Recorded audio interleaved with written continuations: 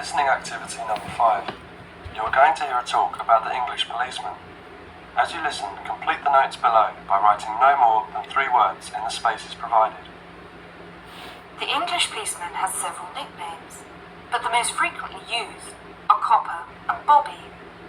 The first name comes from the verb to cop, which is also slang, meaning to take or to capture, and the second comes from the first name of Sir Robert Peel, the 19th century politician who is the first name of Sir Robert Peel, the 19th century politician who is the founder of the police force as we know it today.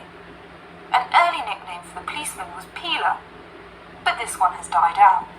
Whatever we may call them, the general opinion of the police seems to be a favourable one, except, of course, among the criminal part of the community, where the police are given more derogatory nicknames, which originated in America, such as Buzz or Pig.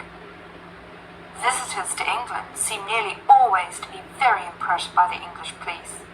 It has, in fact, become a standing joke that the visitor to Britain, when asked for his views of the country, will always say, at some point or other, "I think your policemen are wonderful." Well, the British Bobby may not always be wonderful, but he is usually a very friendly and helpful sort of character. A music that is not with Today's talk.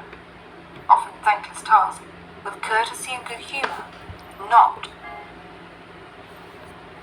Listening activity number 6. You are going to hear a short talk about the banks in Britain. As you listen, complete the statements below by writing no more than 3 words in the spaces provided. Good afternoon, everyone. Thanks for turning up today for this short talk I'm going to give on student banking. Many of you are unfamiliar with the way banks work in this country, and today's talk should just give you a few starting points. Well, as you probably know, you'll need to open a bank account while you are here. The safest place to keep your money is a bank. Choose one that is near where you study. All the major banks in Britain offer special facilities for students and will be only too happy to explain how to open an account. The most useful type of account is a current account. You can pay in money received in any form and then draw it out when you need it by using your checkbook. Writing out checks in their name can make payments to other people. If you want to draw out cash for yourself, make the cheque payable in your own name or to cash. A cheque crossed with 2 parallel lines is even safer, as it must be paid into a bank account. Payment by cross cheque has the added advantage that when the person to whom you have given the cheque presents it at a bank, it will eventually come back to your bank and provide proof of payment. Most people now ask their bank to supply only ready crossed cheques. Most banks don't make charges if you keep more than a certain amount of money in your account. However, you shouldn't overdraw on your account, that is, withdraw more money than you have in without the bank's permission. If you borrow money from the bank, there will be an interest charge. You will also have to pay a small charge to convert foreign currency paid into your bank into sterling.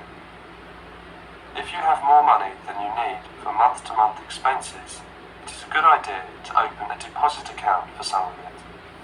It is a good idea to open a deposit account for some of it, where it can earn interest. This interest is taxable, but if your bank knows that you are not normally resident in Britain, then you do not pay tax on it. You can't pay by cheque on a deposit account, and to withdraw money, you should give the bank 7 days' notice, or you'll lose 7 days' interest. When you have established yourself as a satisfactory customer with the bank, they can issue you a cheque card. This is really an identity card, which guarantees that correctly written cheques up to the value of £50 will be honoured by the bank. A cheque card can be very useful, as many shops and enterprises, particularly in London and the cities, will not accept a cheque unless a cheque guarantee card backs it. You can also use it with your chequebook to draw up to £50 cash from almost any bank in Britain. If you also ask for an Euro cheque card, this can be used in the same way to draw cash from most banks in Europe. Many banks provide dispensing machines, generally set in the wall of the bank outside, where you can draw cash when the bank is crowded or closed. Provided you are a satisfactory customer, the bank can issue you a cash card which allows you to draw up to £100 a day.